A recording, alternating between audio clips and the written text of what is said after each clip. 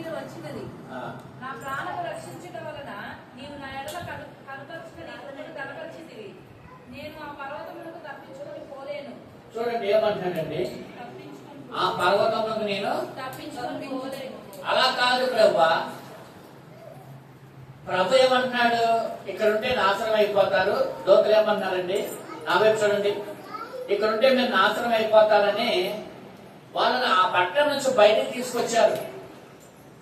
బయటకు తీసుకొచ్చిన తర్వాత కూడా ఏం చెప్తున్నారు, మీరు ఇక్కడ ఉండొద్దు, ఆ పట్టణానికి ఆ పర్వతానికి ఏమవ్వాలి, ఎక్కడికి వెళ్ళమన్నారు దోతలు? ఖచ్చితంగా వాళ్ళు తడవ చేసినప్పటికీ కూడా అబ్రాహాము యొక్క ప్రార్థన బట్టి, ఎవరి ప్రార్థన బట్టి, సుధమ కుమారులు వచ్చి వాళ్ళని బయటికి ఎవరు తీసుకొచ్చారంటే వాళ్ళందరూ వాళ్ళు రాలా. ఎవరు తీసుకొచ్చారు వాళ్ళని? దోతలు బయటికి తీసుకొచ్చారు. ఎవరు తీసుకొచ్చారండి? చూడండి ఎవరు తీసుకొచ్చారు, రాయబడి చూడండి. అప్పుడు 16వ వచనంలో అప్పుడు అతని మీద యెహోవా కనికరపడడం వలన ఆ మనుషులు అతని చేతిని కుమారుల చేతిని పట్టుకొని ఊరి బయట. అంటే ఇప్పుడు ఎవరు తీసుకొచ్చారు వాళ్ళ బయటికి? చూడండి అందరూ కూడా ఈ ఊరు దేవుడు నాశనం చేస్తాడు, ఈ ఊరిని దేవుడు ఉగ్రపాలు చేస్తాడు కాబట్టి ఈ ఊర్లోంచి మీరు బయటికి వచ్చేయండి అని చెప్తే వాళ్ళు ఎంత మాత్రం కూడా బయటికి రాలేదండి. వచ్చారా? అసలు రాలేదు బయటికి. అక్కడే తడువు చేస్తానంటే లోతు. కానీ దేవుడు చూడండి ఎంత కనికరం కలిగిన వాడు. కాకపోతే ఇప్పుడు రాకపోతే ఏం చేయాలి? మీ కర్మ మీరు ఇక్కడే సావంటారా బాబు అలా లెక్క అయితే. అవునా కాదా చెప్పండి, అనాలా లేదా? కానీ అబ్రహాము యొక్క ప్రార్థన బట్టి లోతుని భార్యను, లోతు కుమార్తెలను చేపట్టుకొని తీసుకొచ్చి ఆ ఊరు బయట నిలబెట్టారంట. ఊరు బయట నిలబెట్టి ఆ పర్వతమునకు పారిపోమని చెప్పాడంట. కానీ అక్కడ అప్పుడు కూడా ఏమన్నాడు తెలుసా లోతు, మేము అక్కడ దాకా వెళ్ళలేమయ్యా, ఆ ఎదురుగా ఉన్న మైదానంలో సోయర్ అనే ప్రాంతంలో మేము ఉంటాం అని చెప్తున్నాడు. ఆలోచన చేయండి, దేవుని కనికరము వారి మీదకి తీసుకొచ్చిన, అబ్రహాము ప్రార్థన వల్ల దేవుని కనికరం వారి మీదకి వచ్చిన వారు మాత్రము దేవుని కనికరమును పొందుకోవడానికి, దేవుని కృపను పొందుకోవడానికి ఎంత మాత్రం ఇష్టపడట్లే. ఇక్కడ కొంతమంది దేవుడు ఎంత వాళ్ళని కనికరించాలని చూసినా, దేవుడు ఎంత ప్రేమ వారి మీద చూపినా, దేవుడు తన దయని ఎంత మాత్రం వారి మీద చూపించినా కూడా కొంతమంది ఏం చేస్తారంటే వాటిని పొందుకోవడానికి ఇష్టపడరు, నిరాకరిస్తూ ఉంటారు. ఇప్పుడు వెళ్ళిపోండి అయ్యా, మీరు కాపాడుకొని మీ ప్రాణాలు అంటుంటే అది కాదయ్యా, అలా కాదయ్యా అంటున్నాడు ఇతను. రెండోది తీసుకొచ్చి పాపం వాళ్ళని చెప్పి కనికరపడి వాళ్ళని బయట తీసుకొచ్చి నిలబడి ఆ పర్వతానికి వెళ్ళిపోయింది అయ్యా, అక్కడ ఉండండి అయ్యా మీరు బ్రతుకుతారంటే మేము అక్కడికి వెళ్ళలేను ప్రభా అంటున్నాడు. ఇక్కడ అక్కడికి వెళ్ళను ప్రభా, ఈ మైదానంలో ఎదురుగా ఉంటా మైదానంలో ఉంటాం అంటున్నారు. చూడండి ఎంత వాళ్ళకి ఎంత అవధేయత కలిగిన వారిగా వాళ్ళు కనబడుతున్నారు. అందుకే ఏమైందట 26వ వచనంలో చూడండి. అయితే లోతు భార్య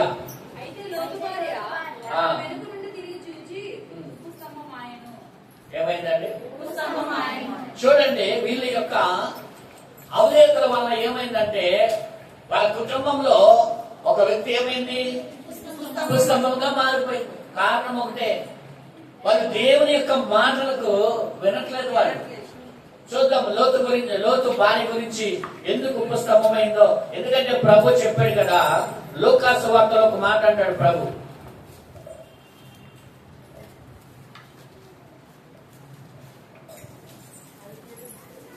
చూడండి లూకా సువార్త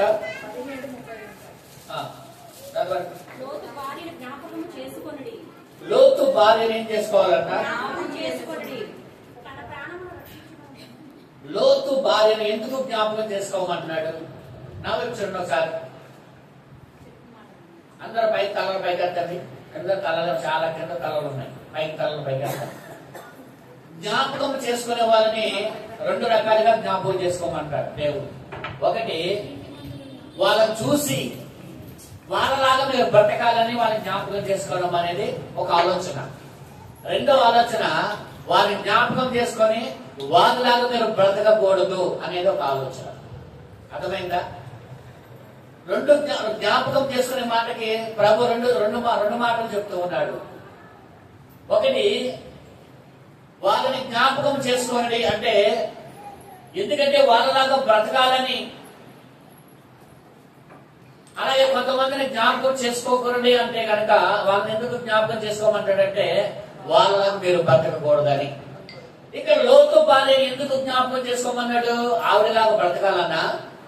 ఎందుకంటే ఆవిడ ఎలా ఉందంటే లోతు భార్య నశించిపోయే యొక్క పాపకి సాదృశ్యంగా కనబడుతుంది. ఎలా కనబడుతుందండి? నశించిపోయే యొక్క పాపికి సాదృశ్యంగా ఆవిడ మనకి కనబడుతుంది. మొదటిగా లోతు భార్య ఉపస్తంభంగా మారడానికి గల కారణాలు ఒకటి, దేవునితో ఒక అవినావ సంబంధం అనేది ఈవిడికి లేదు.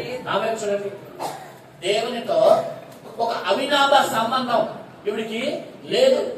అబ్రహాముతో లోతు భార్య అబ్రహాము శారాతో ఉన్నప్పటికీ కూడా అబ్రహాము యొక్క దేవుడు అబ్రహాంతో మాట్లాడుతున్నాడు, బలిపెట్టాలని కడుతూ ఉన్నాడు, దేవుడు కార్యాలు చూస్తూ ఉన్నారు. అయినా కూడా లోతు భార్యకి దేవునితో ఒక సంబంధం అనేది ఏర్పరచుకోలేకపోయింది, లేదా దైవభక్తి అలవర్చుకోలేకపోయింది. ఈవిడ ఎంత మాత్రం ఈవిడ ఎలా ఉందంటే దేవుని స్వరము వినబడిన చోట ఉన్నప్పటికీ, నామెచ్చండి, దేవుని సహవాసం ఉన్న చోట ఉన్నప్పటికీ, దేవుని బలిపీఠాలు కట్టుచున్నప్పటికీ, దేవుని కార్యాలు జరుగుతున్నప్పటికీ ఈవిడ దేవునితో అవేకం అవలేకపోయిన సందర్భం మనకు కనబడుతూ ఉంది. ఈనాడు చాలా మంది సంఘాల్లో వాక్యం వింటున్నారు, మందిరానికి వస్తున్నారు, కానీ దేవునితో ఒక అవినాభ సంబంధం అనేది ఏర్పరచుకోలేకపోతున్నారు. నీకు దేవునికి వ్యక్తిగతంగా ఒక రిలేషన్షిప్ ఉండాలి, దేవునికి నీకు ఒక అనుబంధం అనేది ఉండాలి, దేవునికి నీకు ఒక సంబంధం అనేది ఉండాలి. అలా లేకపోతే గనక మనం కూడా లోకములో నశించిపోయే వారుగా మనం ఉంటాం. అవి చూడండి, యేసు ప్రభు యొక్క 12 మంది శిష్యులు ఉన్నారు కదా, 12 మందిలో ఒక వ్యక్తి ఉన్నాడు. ఎవరు మీ అందరికి తెలుసు, ఎవరు? లోతు. సారీ, దగ్గర ఉన్నారు. సారీ. ఇప్పుడు యూదా యేసు ప్రభు బోధన వెళ్ళలేదా? చెప్పండి. అద్భుతాలు చూడలేదా? చూశాడా? యేసు ప్రభు వాక్యం విన్నాడు, ఆయన బోధన విన్నాడు, ఆయన అద్భుతాలు చూశాడు, ఆయనతో నడిచాడు, ఆయనతో పడుకున్నాడు. కానీ అతను లోకానుసారంగానే ఉన్నాడు, లేదా? చెప్పండి. ఇలాగే చాలా మంది ఈ దినాల్లో మందిరానికి వస్తున్నారు, ప్రభు నమ్ముకున్నామని చెప్తున్నారు, వాక్యం చదువుతున్నారు, కానీ దేవునితో మీకు చాలా మంది దేవునితో ఒక అనుబంధం అనేది వారికి ఏర్పరచుకోలేకపోతున్నారు. ఇంకా వాళ్ళు ఎలా ఉన్నారంటే లోకస్తులుగానే వాళ్ళు జీవిస్తూ ఉన్నారు. ఇంకా వాళ్ళు ఎలా ఉన్నారంటే దేవునితో ఒక సంబంధం లేని వారుగానే బ్రతుకుతూ ఉన్నారు. దేవునికి నీకు ఒక అనుబంధం ఉన్నప్పుడు, దేవునికి నీకు ఒక సంబంధం ఉన్నప్పుడు, దేవునికి నీకు ఒక రిలేషన్షిప్ ఉన్నప్పుడు ఏది వచ్చినా నువ్వు స్ట్రాంగ్ గా నిలబడతావు. దేవునికి స్తోత్రం. ఎందుకంటే దేవుడు అంటే ఎవరో నీకు తెలుసు కాబట్టి, దేవుడు ఏం చేస్తాడో మీకు తెలుసుది కాబట్టి, దేవుడు ఏమి చేయగలడో మీకు తెలుసు కాబట్టి మీరు ఎంత మాత్రమో కలవరం చెందారు. అర్థమైందా? ఎందుకంటే లోక సంబంధమైనవి మనలోకి రావు. లోతు భార్య అబ్రహాముతో సన్నిహితంగా ఉన్నప్పటికీ కూడా దైవభక్తి విషయంలో ఏమాత్రం కూడా అలవర్చుకోలేకపోయింది.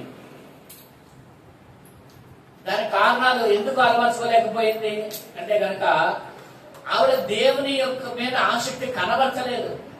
ఆవిడ ఎంతసేపు కూడా లోకము, దాని ఆశలు, లోకము వైపే తన మనసును కేంద్రీకరించి ఉంది, లోకం వైపే తన ఆలోచన కొనసాగించింది. గుర్తుపెట్టుకోండి, లోకము మీలో ఉంటే దేవునితో మీరు అనుబంధం అనేది మీకు ఎంత మాత్రము కొనవని పని.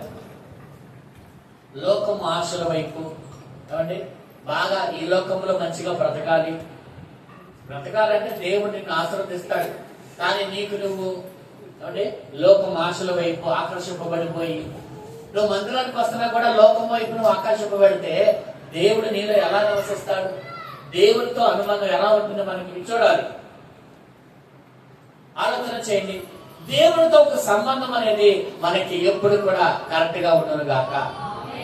ఇప్పుడు భార్య భర్తలు ఉన్నారండి, చూడాలి.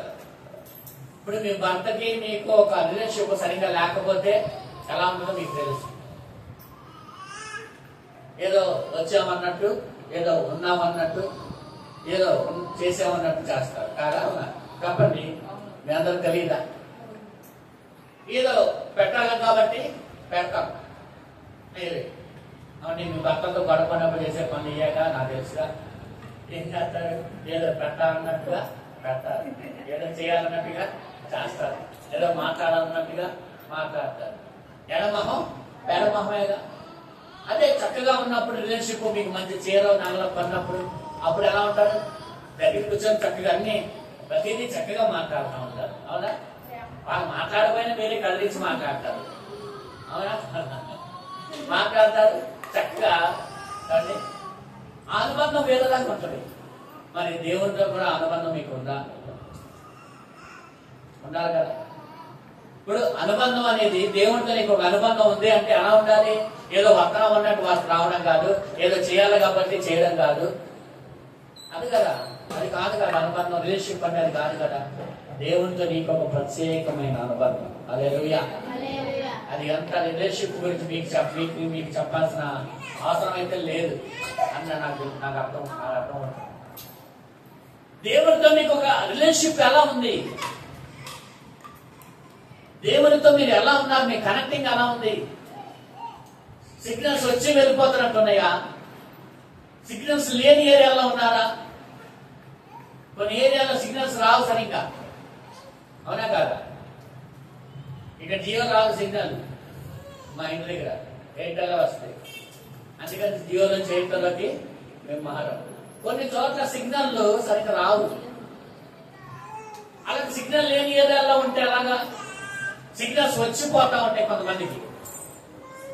కనెక్టింగ్ అనేది ఎప్పుడు ఉండాలంటే, ఎప్పుడు కూడా ఎలా ఉండాలంటే ఫుల్గా ఉండాలి. చూడండి, ఫుల్ కనెక్టింగ్ ఉందనుకోండి, ఏది వీడియో ఓపెన్ చేసినా, ఏది యూట్యూబ్ కానీ ఫేస్బుక్ కానీ ఫోన్ అలా ఆన్ చేస్తే చాలు చక్క వచ్చేస్తాయి. అవునా కదా?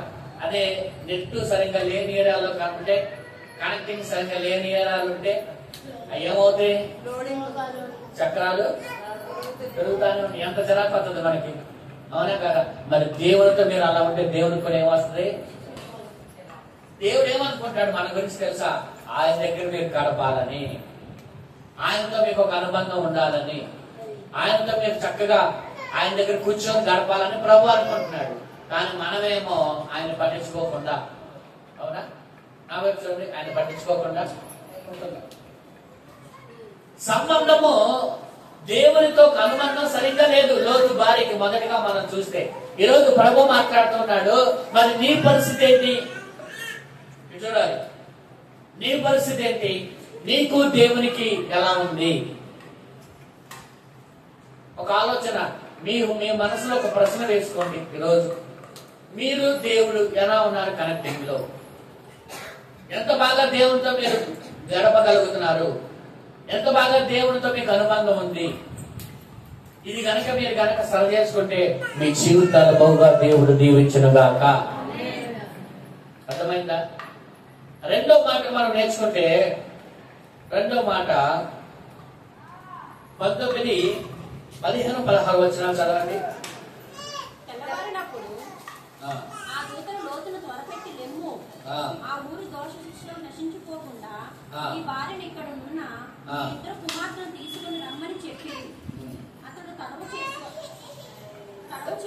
అంటే నిర్లక్ష్యం చేశాడు. నా వైపు చూడండి. రెండవది, రోజు భార్యకి ఏమందంటే నిర్లక్ష్యము. చెప్పండి, ఏమంది? ఎందుకు వెనుతిరిగి చూసింది అంటే దూత మాటను నిర్లక్ష్యం చేసింది.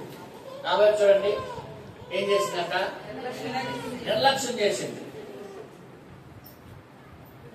దేవుని దూతల పట్టణాన్ని నాశనం చేస్తామని చెప్పినప్పటికీ కూడా, పారిపోండి చెప్పినా కూడా హెచ్చరికను ఏం చేసిందంట?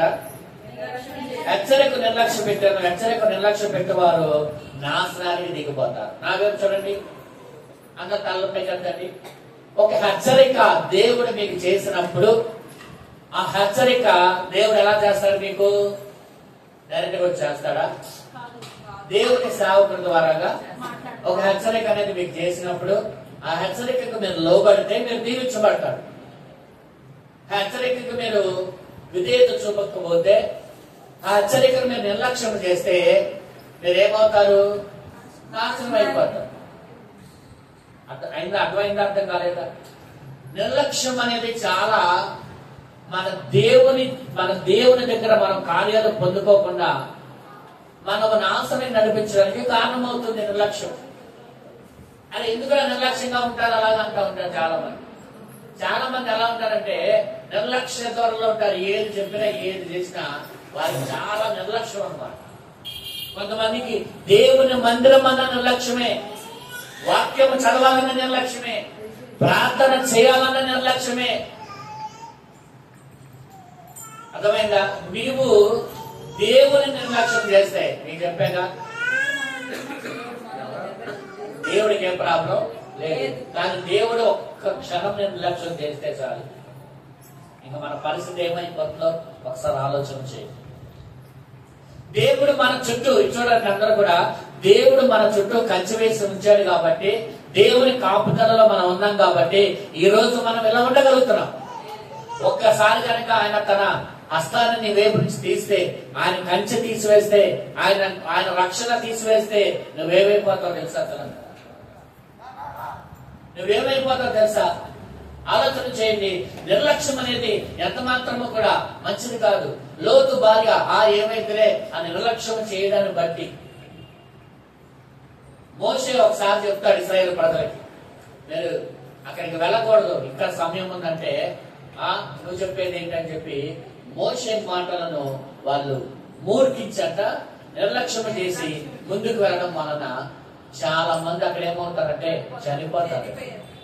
చాలా మంది చనిపోతారు. దైవ సేవకుడిగా మీరు ఏదైనా చేసినప్పుడు అది తప్పు, మీరు అలా చేయకూడదు అని నేను చెప్పినప్పుడు మీరు దాన్ని కనుక నిర్లక్ష్యం చేసి ముందుకు వెళ్తే అక్కడ మీరు నష్టపోతారు. గుర్తుపెట్టుకోండి. ఒక దేవుని ప్రతినిధిగా మీకు ఏదైతే మేలో, ఏదైతే ఆశీర్వాదమో అదే నేను చేస్తాను, అదే నేను చెప్తాను. హల్లెలూయా. ఆచార సంబంధాలలో మీరు మునిగిపోవద్దు. గుర్తుపెట్టుకోవద్దు. ఏమండి? ఆచార సంబంధమైన వాటిలో మీరు మునిగిపోకూడదు. పితృపారి ఆచారాలు పద్ధతులు మీరు పాటించకూడదు. లోక ఆశల్లో మీరు పడకూడదు. మిమ్మల్ని మీరు జాగ్రత్తగా కాపాడుకోవాలని దేవుడు ఒక సేవకుడిగా మీ ఎదుట నన్ను నిలబెట్టాడు. హల్లెలూయా.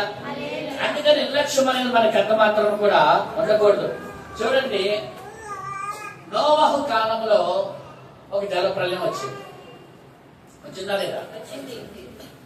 దేవుడు వచ్చి అన్నాడు నోవహుతో, ఏం చెప్పాడు చూడండి. ఆదికాండం, జలప్రలయం రాబోతుంది, నువ్వు ఒక ఓడను 6వ అధ్యాయంలో అనుకుంటుంటది.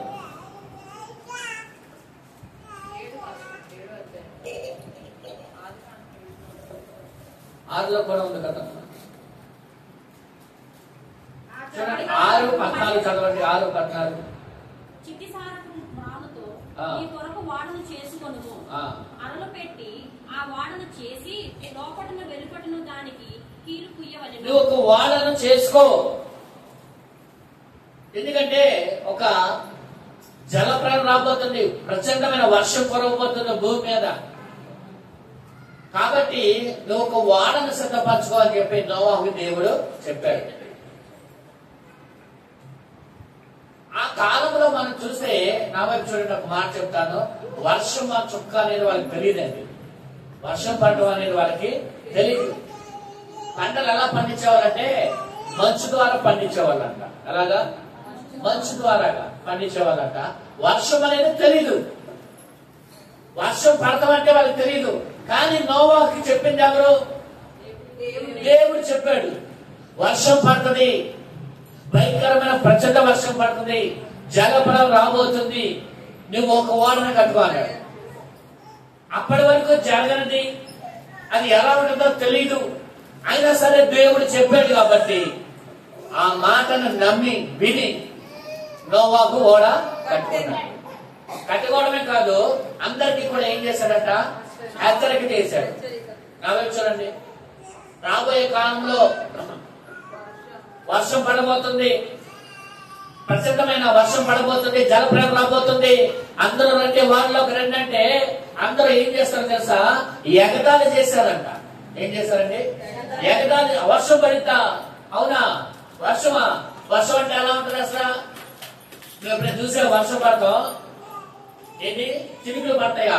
ఆకాశం నుంచి పడతాయా? నిజమా? మీ ఎంతో ముందు పోతాం, ఒకటే బతికేస్తావా? ఇలాగ వ్యంగ్యంగా మాట్లాడిన ఎంతమంది ఉన్నారండి? అపహాసం చేసిన వాళ్ళు ఎంతమంది ఉన్నారు? ఎగతాళి చేసిన వాళ్ళు ఎంతమంది ఉన్నారు అక్కడ? కానీ నోవాహు మాత్రం తన బాధ్యత ప్రకారంగా అందరిని హెచ్చరించాడు. జలప్రలయం రాబోతుంది, అందరూ ఓడలోకి రండి, దేవుడు చెప్పాడు కదా, ఓడ మనకు కట్టమన్నాడు. అంటే దేవుడు నీకు చెప్పాడా? అవునా? నువ్వు అంత పరిశుద్ధులు ఏంటి? ఇలాంటివి ఎన్నో మాటలు వచ్చినాయి, ఎన్నో అపహాసించారు, అవమానించారు. కానీ ఒకటి మాత్రం గుర్తు పెట్టుకోండి, దేవుని బిడ్డలకు దేవుడిచ్చిన బాధ్యత గుర్తుండదు. కానీ ఆ బాధ్యత ప్రకారంగా ఎన్ని అవమానాలైనా, ఎన్ని నిందలైనా, ఎన్ని ఎగతాళ్ళైనా సరే వాళ్ళు అనుభవిస్తూ ముందుకు సాగుతారు. కానీ వాళ్ళేదో అన్నారని చెప్పి వీళ్ళు ఈయన ఏమంటే దేవుడు చెప్పిన పనిని, భారాన్ని విడిచిపెట్టారు. హల్లెలూయా. అప్పటి వరకు వర్షం పడకపోయినా దేవుడు చెప్పాడు కాబట్టి నమ్మేవాడు కట్టాడు నోవాహు. ఇంకోటి, డోర్ వేసేసుకొని తాళం చెవి నాకు ఇచ్చేయమన్నాడు. ఎందుకని?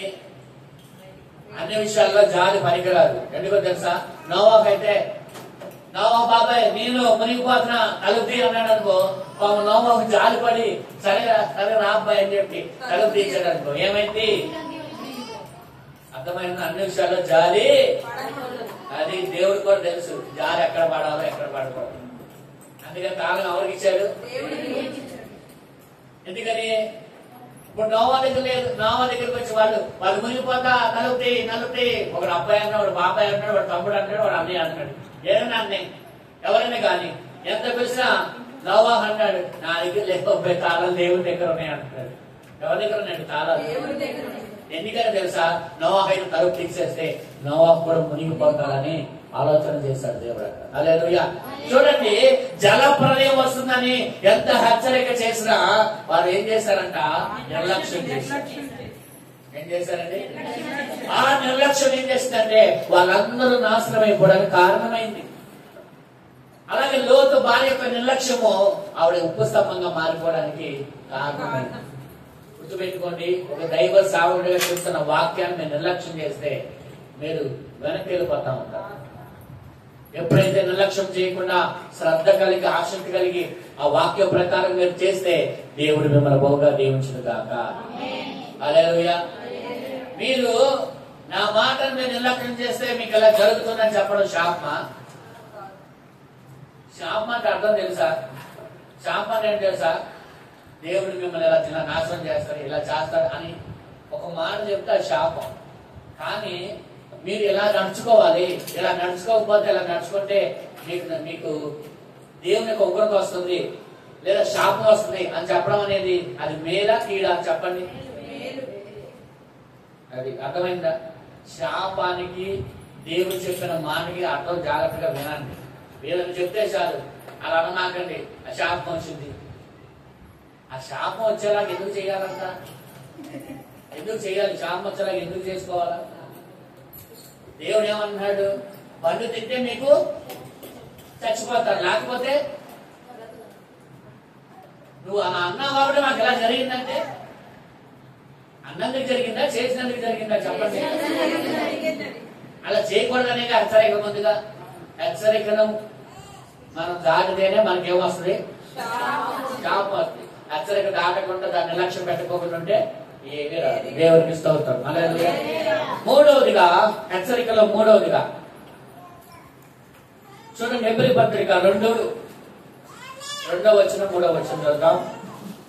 మూడవగా నిర్లక్ష్యం.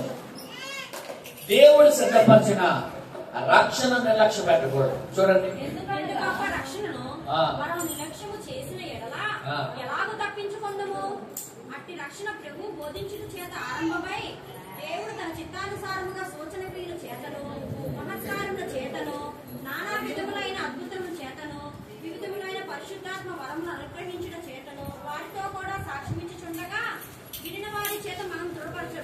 చూడండి, ఇంత గొప్ప రక్షణ దేవతల ద్వారా పలకబడిన వాక్యము స్థిరపరచబడినందున ఔదేతయు న్యాయమైన ప్రతిఫలము పొంది ఉండగా ఇంత గొప్ప రక్షణ నిర్లక్ష్యం చేసిన ఎడల ఏంట రక్షణ? ప్రభు మనకిచ్చిన గొప్ప రక్షణ. నా వైపు చూడండి, బాప్తిస్మం పొందిన వాళ్ళకి దేవుడి హెచ్చరిక చేస్తూ ఉన్నాడు. అమ్మా, ఇక్కడ ఎవరైతే బాప్తిసాలు పొందలేదు బాబుతో మాట్లాడుతున్నాడు. ఇంత గొప్ప రక్షణ మీరు నిర్లక్ష్యం చేసిన ఎడల ఎలా తప్పించుకుంటారు? ఎలాగా? అవునా? దేవుడు ఈరోజు రిపబ్లిక్ డే సంపూర్ణమైన కూర్చోదా? ఇవాళ సంపూర్ణమైన చికెన్ షాప్కి వెళ్ళి ఉంటాడు, అక్కడ లేకపోయేసరికి గుర్తొచ్చుంటాడు కదా. చికెన్ షాప్ మామూలుగా అలవాటు ప్రకారం వెళ్ళిపోయి ఏంటి షాప్ మూసేస్తుంది, ఎందుకు మూసేసారండి షాప్? ఏంటయ్యా రిపబ్లిక్ డే షాప్ ఎలా ఉంటే అవును కదా అని గుర్తొచ్చుంటారు. మరి నిజంగా ఇవాళ సంపూర్ణమైన స్వాతంత్రం వచ్చిన రోజు. సంపూర్ణమైన స్వాతంత్రం మనకి స్వాతంత్రం వాక్యంలో ఉంది. దాస్యము కాడ క్రింద నుంచి పాపము కాడ నుంచి దేవుడు మనల్ని స్వతంత్రులు చేశాడంట. గట్టిగా దేవుని స్తోత్రం. హల్లెలూయా. బ్రిటిష్ వాళ్ళ దగ్గర నుంచి మనకి సంపూర్ణమైన స్వాతంత్రం. ఆగస్టు 17 ఏమో స్వాతంత్రం వచ్చింది, జనవరి 26 ఏమో సంపూర్ణమైన అంటే పూర్తిగా మన దేశాన్ని వాళ్ళు వదిలేసి మనకు అప్పగించేసి వాళ్ళు వెళ్ళిపోయారు. కాబట్టి ఈరోజు సంపూర్ణమైన స్వాతంత్ర దినోత్సవంగా జరుపుకుంటాం. మనము కూడా సాతాను చేతుల నుంచి, పాపం చేతుల నుంచి, దాసం చేతుల నుంచి దేవుడు మనల్ని ఏం చేశాడంటే రక్షణ అంటే స్వతంత్రులుగా చేశాడు. దేవునికి స్తోత్రం చెప్పండి. హల్లెలూయా. ఇంత గొప్ప రక్షణ నిర్లక్ష్యం చేస్తే అంబేద్కర్ గారు నిర్లక్ష్యం చేయకూడదు. మీకే ఇక్కడ ఉన్నారు 1, 2, 3, 4, 5 5గా రంజిత్ 7. రక్షణ నిర్లక్ష్యము చేయకూడదు. ఎందుకంటే రక్షణ నిర్లక్ష్యం ఏ రోజు ఎలా ఉంటుందో మనకి తెలియదు. కాబట్టి రక్షణను నిర్లక్ష్యము చేయకుండా ఉండదుగాక. చూడండి, ఒకటి లోతు భార్య దేవదూతలు చెప్పిన మాట నిర్లక్ష్యం చేసింది. 2 అక్కడున్న ప్రజలు నోవాహు మాటను నిర్లక్ష్యం చేశారు. ఇక్కడ ఎబ్రీ పత్రికలో మనకు చెప్తుంది దేవుడికి ఇచ్చిన గొప్ప రక్షణను నిర్లక్ష్యం చేస్తా ఉన్నారు. హల్లెలూయా. ఒకటి సరిగ్గా దేవునితో ఒక అనుబంధం అనేది లేదు. 2 నిర్లక్ష్యము. 3 అపనమ్మిక. చూడండి 17వ వచనంలో ఉంది కదా, దూతలు పారిపోము అని చెప్పిన వారి మాటను నమ్మలా. ఏం చేయలేదండి?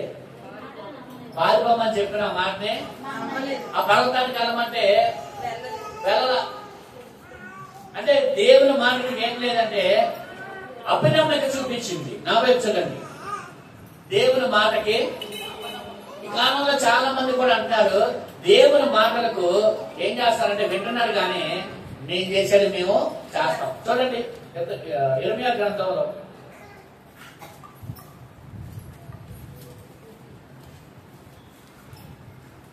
అందరూ కూడా ఇర్మియా గ్రంథం తీయండి, చెప్తాను వాక్యం.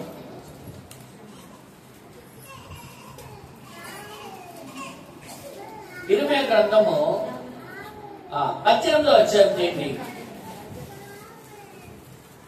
18వ అధ్యాయం 11వ వచనం చదవండి. కాబట్టి నీవు వెళ్లి యూదా వారితోనూ యెరూషలేము నివాసులతోనూ ఇట్లనము, ఏమనగా నేను కీడును కల్పించుచున్నాను, మీకు విరోధముగా ఒక యోచన చేయుచున్నాను. మీరందరూ మీ దుష్ట మార్గమును విడిచి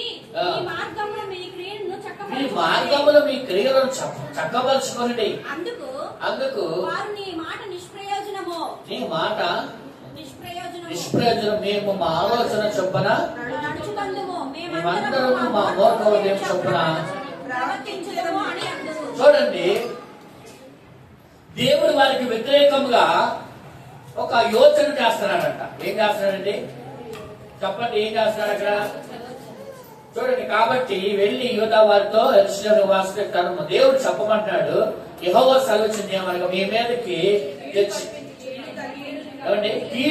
కీడు కల్పించినాను, మీకు విరోధముగా యోచన చేసినాను.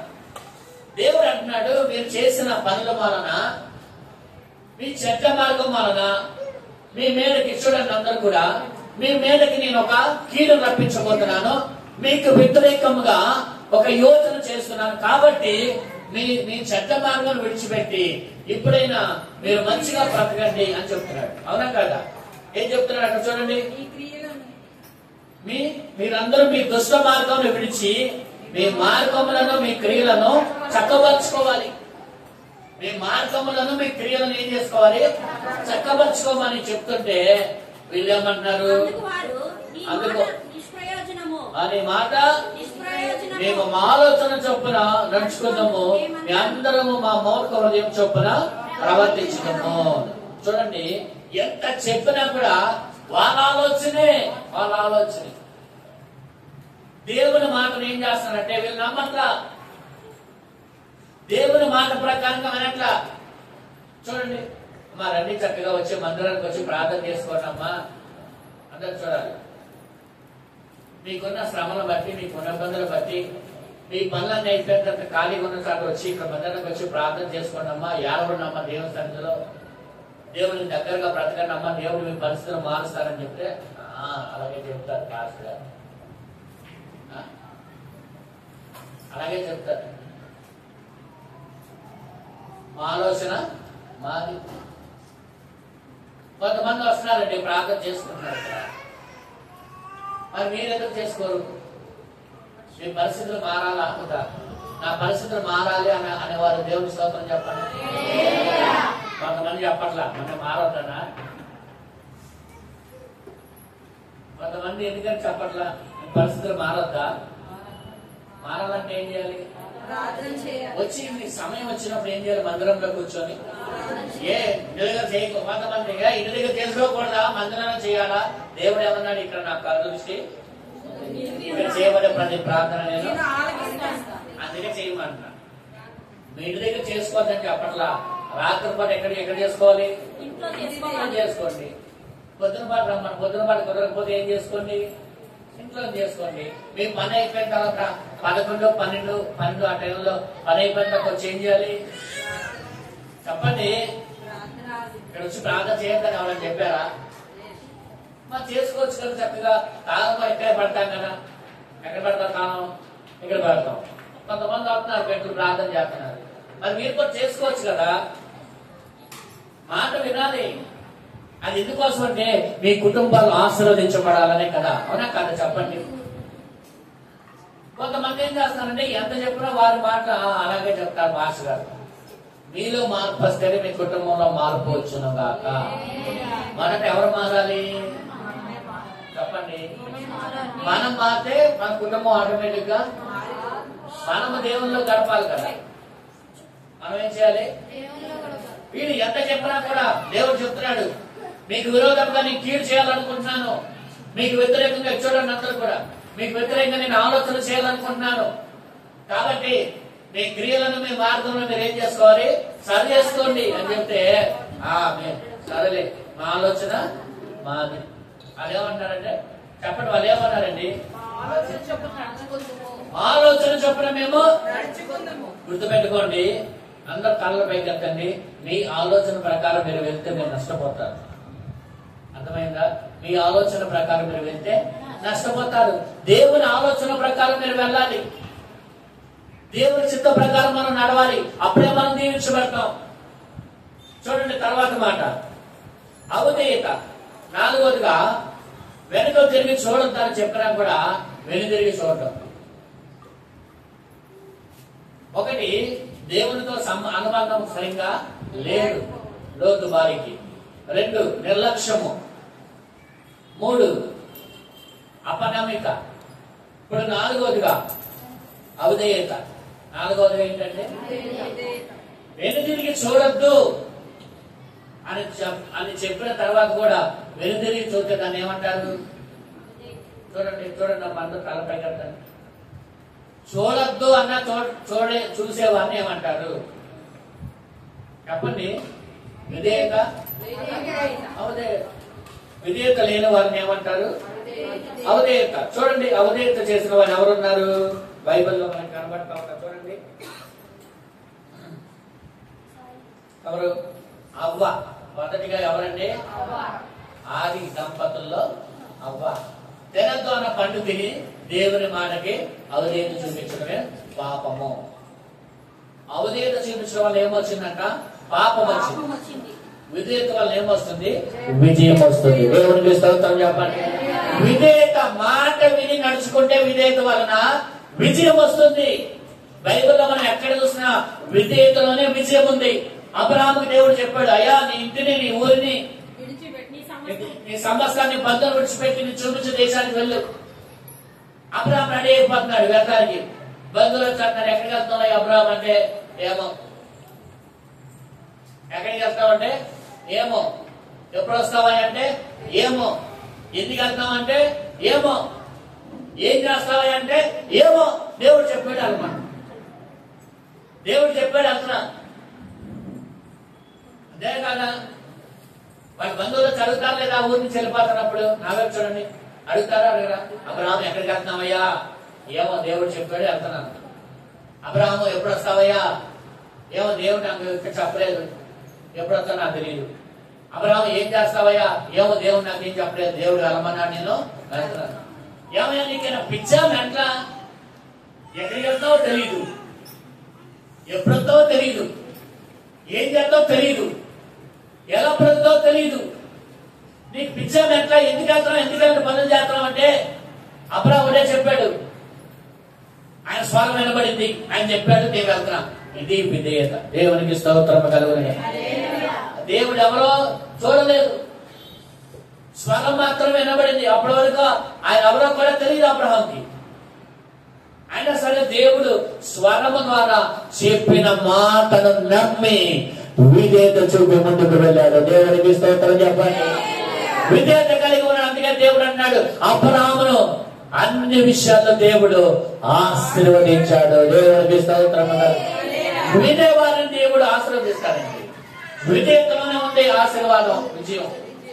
కానీ వీళ్ళు ఏం చేస్తున్నారు? ఇక్కడ లోతు వారి అవిధేయత చూపించింది. అలాగే అవ్వ ఏం చేసిందంట? అవిధేయత చూపించింది. దానివల్ల ఇక్కడ ఈ ప్రపంచం అంతా ఈ పాపం వచ్చింది. తర్వాత మాట రెండోది సౌలు. ఎవరు? సౌలు కూడా దేవుని మాటకి ఏం చేశాడు? అవిధేయత చూపించడం వల్ల ఇచ్చినది కూడా తీసివేయబడుతుంది. నా వైపు చూడండి, దేవుడు మీకు ఏదైతే ఇచ్చాడో అవన్నీ కూడా ఏమవుతాయి తెలుసా? మీ యొద్ద నుంచి తీసివేయబడి విధేయత చూపించే వేరొకరికి ఇవ్వబడతాయి. గుర్తుపెట్టుకోండి, ఒక మాట దేవుడు చెప్పాడంటే దాని ప్రకారం లోపలి మనం వెళ్ళాలి. అంతేకాని అవిధేయత కలిగి మనం నడుచుకుంటే ఇవ్వబడింది. సౌలుకి దేవుడు రాజుగా ఒక మంచి పోషన్ ఇచ్చాడు. అవిధేయత వల్ల ఏం చేశాడు? దాన్ని ఎవరికి ఇచ్చాడు? తీసుకువెళ్ళి చెప్పండి అమ్మా, ఎవరికి ఇచ్చాడు అంటే ఏమవుతుంది? ఇప్పుడు చెప్పండి. అవిధేయత వల్ల ఏం జరిగింది? దేవుని మాట వినని సౌలు దగ్గర నుంచి రాజ్యం చేయబడి దేవుని మాటను విధేయత చూపించే దావీదు చేతికి రాజ్యం అప్పగించబడింది. హల్లెలూయా. చూడండి, నువ్వు మాట వినే వ్యక్తి అయితే మాట వినని వ్యక్తి దగ్గర నుంచి దేవుడు నీకు ఇచ్చేస్తాడు. నువ్వు విధేయత కలిగే వ్యక్తి అయితే కనుక దేవుడు అనేక వాటిని నీకు అప్పగిస్తాడు. నువ్వు అవిధేయత కలిగే వ్యక్తి అయితే నీ దగ్గర నుంచి కూడా నీకు కూడా దేవుడు తీసేస్తాడు. ఆలోచన చేయండి. అందుకని విధేయతలోనే విజయం ఉంది అంటున్నాను. అవిధేయతలో ఏముంది? అపజయం. కాబట్టి లోతు భార్య ఏం చేసింది? చెప్పిన మాట వినలేదు. చివరిగా లోతు భార్యలో ఏముందంటే వేషధారణ ఉంది. ఏముంది? ఎందుకు వెనుదిరిగింది?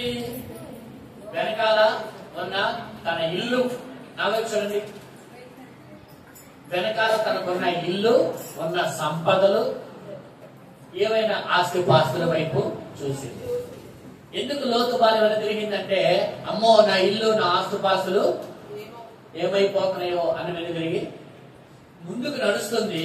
కానీ చూపు ఎటువైపు ఉంది అంటే మనసు ఎటువైపు ఉంది అంటే దేవుని సందులోనే నడుస్తారు, కానీ వారి మనసు ఎటువైపు ఉంది.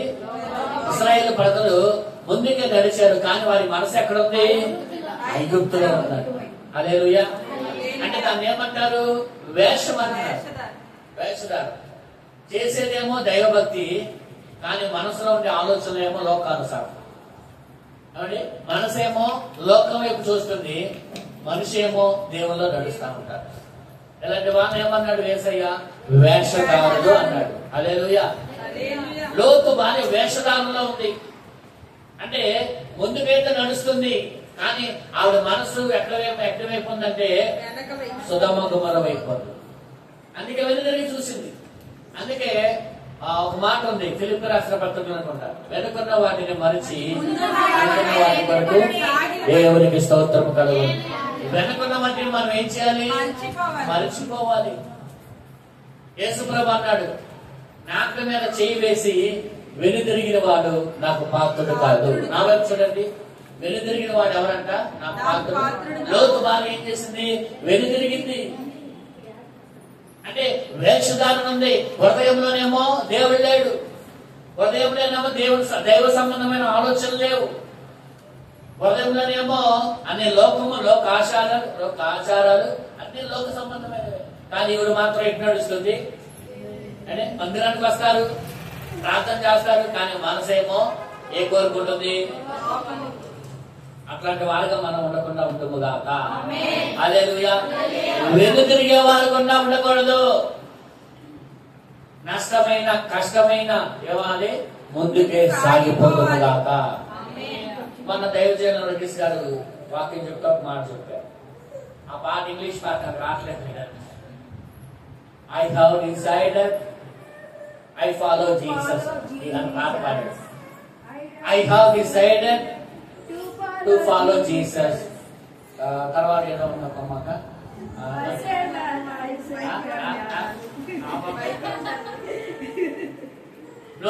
No turning back, no turning back అనే పాట, ఇంగ్లీష్ పాట. అది మనకి మామూలు పాట సరిగ్గా రావు, ఇంగ్లీష్ పాట. ఆ పాటలో ఎందుకు పాట పాడాడంటే, ఒక అడవి జాతికి సంబంధించిన ప్రాంతంలోకి నా వైపు చూడండి. మా అక్క తండ్రి గారు మన వాక్యంలో చెప్పిన మాట కావల్లో ఒక 6 యవనస్తులు ఆసక్తి కలిగి దేవుల్లో రక్షింపబడి భారం కలిగి దేవుని సువార్త ప్రకటించడానికి ఒక అడవి ప్రాంతానికి వెళ్ళారంట. సిలువను చేత పట్టుకొని ఈ 6 I have decided to follow Jesus అని పాడుకుంటూ వెళ్తున్నారంట. అంటే నేను యేసుని వెంబడిస్తాను, నేను వెనుదిరగను అనే పాట పాడుకుంటూ ముందుకు వెళ్తున్నాను. అదే ప్రాంతంలో చాలా మంది ఆ పాట వింటుంటే ఆకర్షింపబడి చాలా మంది కూడా వీళ్ళ వెనకాల వస్తూ వాళ్ళు కూడా పాట పాడుతున్నారట, గిరిజన జాతికి చెందిన ప్రజలు కూడా. అయితే అక్కడ జరిగిన సందర్భం ఏంటంటే, ఆ చెట్టు వెనకాల ఒక అతన ఆ గూడానికి చెందిన ఆ జాతికి చెందిన ఒక నాయకుడు ఉన్నాడంట. ఆయన చూశాడంట. చూస్తూ వీళ్ళు ఏం చేస్తారని చూస్తే వీళ్ళు ఇలా పాట పాడుకుంటూ ముందుకు వెళ్తుంటే వాళ్ళ వెనకాల మిగతా వాళ్ళు కూడా పాడుతుంటే ఇది చూసిన అతనికి కోపోద్రికుడయ్యి వాళ్ళ దగ్గరికి వచ్చాడంట. కోపంతో ఊగిపోతూ వాళ్ళ దగ్గరికి వచ్చి, మీరు వెనుదిరిగి వెళ్ళిపోతారా ఇక్కడి నుంచి, ఆ సిలువను అక్కడ పడేసి మీరు వెనుదిరిగి వెళ్ళిపోండి అని వాళ్ళని హెచ్చరిక చేశారంట. అందులో మొదటిగా 6 ఒకటి అన్నాడు, మేము చనిపోతాం కానీ మేము మాత్రం వెనుదిరగమని మరలా పాట పాడుతున్నాడంట ఆ వ్యక్తి. ఆ పాట పాడుతునేసరికి కోపంతో అతని దగ్గర ఉన్న కత్తి తీసుకొని ఒక్క దెబ్బలో రమ్యంగానే ఈ తల వెళ్ళి ఒక చోట పడింది, మొండి వెళ్ళి అక్కడ పడింది. ఆ రక్తంలో ఆ సిలువ, చెక్క సిలువ బొమ్మ చిన్న ఉంటుంది కదా, అది ఆ రక్తంలో పడింది.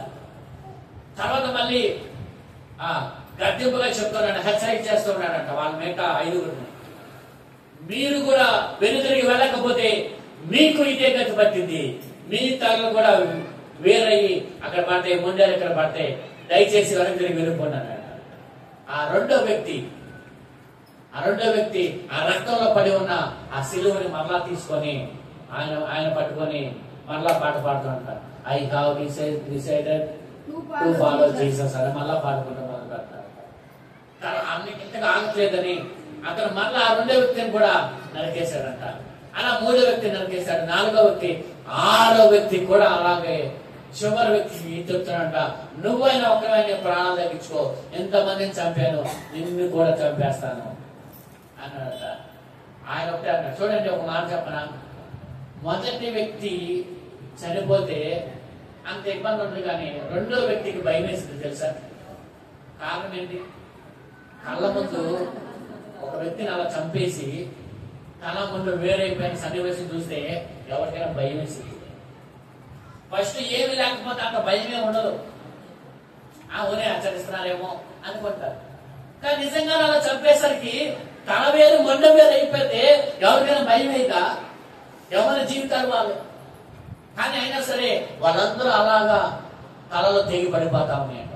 చివరి వ్యక్తి కూడా హెచ్చరిక చేస్తూ ఉంటే ఆ చివరి వ్యక్తి అన్నట మరలా అతను కూడా అదే పట్టుకొని మళ్ళా సెలువు పట్టుకొని రక్తం మనసుకొని అలా ముందుకుంటే ఆ వ్యక్తిని కూడా చంపేస్తారు. అక్కడ చూస్తే వాతావరణం ఎలా ఉందంటే భయంకరమైన వాతావరణం. అందరూ తలలు అలా తెగిపడి ఉన్నాయి, మొండలు అలా అక్కడ పడిపోయి ఉన్నాయి. ఆ సన్నివేశం చూసి అందరికీ కూడా ఒక్కసారిగా ఏడుపు వచ్చిందంట ఆ పట్టణంలో అందరూ. అయితే అప్పుడే పరిశుద్ధాత్మ దేవుడు ఆ గిరిజన నాయకుడిని దర్శించాడంట.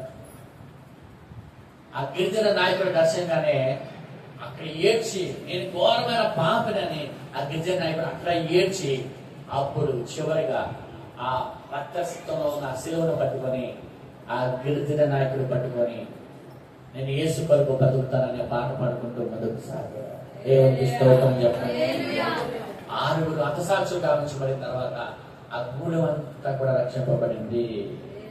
వాళ్ళు ప్రాణాలు పోయినా సరే మేము మాత్రం వెనుదిరగము. ఈ దినాల్లో ఎందుకు చెప్పారంటే వెనుదిరిగే వారంగా ఉండకూడదు. మనకి ఏది వచ్చినా సరే, కష్టం వచ్చినా నష్టం వచ్చినా మనము ముందుకు సాగిపోదుము గాక. దేవుడి దీవించును గాక. చూడండి, 8 విషయాలు చెప్పారు మీకు. 1 చెప్పండి, దేవునితో ఉన్న అనుబంధం సరిగ్గా లేదు. 2 నిర్లక్ష్యం. 3 అపనమ్మకం. 4 అవిధేయత. 5 చెప్పండి వేషధారణ. కాబట్టి చివరికి ఏమొచ్చిందంటే శిక్షకు. ఏమంటే దేవుడు అంత కృప చూపినా కూడా కృప వద్దనుకొని శిక్షకే పాత్రలాగా మారింది. అవునా కాదా? చూడండి, కృప ద్వారా దేవుడు రక్షించాలనుకున్నా ఆ కృపను తిరస్కరించి ఆవిడ స్తంభంగా మారిపోయింది. దేవునికి స్తోత్రం చెప్పండి. అంతటిగా దేవుడే వచ్చి వాళ్ళని చేపట్టుకుని బయటికి రప్పించి, అమ్మ ఇక్కడ మీరు కొండకు వెళ్ళిపోండి, ఇవన్నీ చూడకుండా వెళ్ళిపోండి అని చెప్తే అంత కృప కనికరముగా దేవుడు చూపించినా సరే ఆ కృపను కనికరమును నిర్లక్ష్యం పెట్టి తిరస్కరించి శిక్షనే కోరుకున్న వ్యక్తి. చాలా మంది అలాగే ఉన్నారు ఈ దినాల్లో. దేవుడు ఎంత కృప చూపుతున్నా కూడా వాళ్ళు మాత్రం కృప వద్దు, మాకు శిక్షే కావాలనుకుంటున్నారు. కాబట్టి దేవుని కృపను మనం పొందుకుందాము గాక. లోతు భార్యని జ్ఞాపకం చేసుకోమన్నాడు దేవుడు. ఎందుకంటే ఆవిడలాగా మనం నిర్లక్ష్యంగా ఉండకూడదు, ఆవిడలాగా అపనమ్మకంగా ఉండకూడదు, ఆవిడలాగా అవిధేయతగా మనం ఉండకూడదు, ఆవిడలాగా చెప్పండి వేషధారణగా మనం ఉండకూడదు, ఆవిడలాగా దేవునితో చూడండి అనుబంధం సంబంధం లేకుండా ఉండకుండా దేవునితో మనము అనుబంధము సంబంధము కలిగి బ్రతుకుదాము గాక. ఈ వాక్యము దేవుడు దీవించును గాక. ప్రార్థన చేసుకుందాం. అందరూ కూడా తల్ల వంచండి. వాక్యం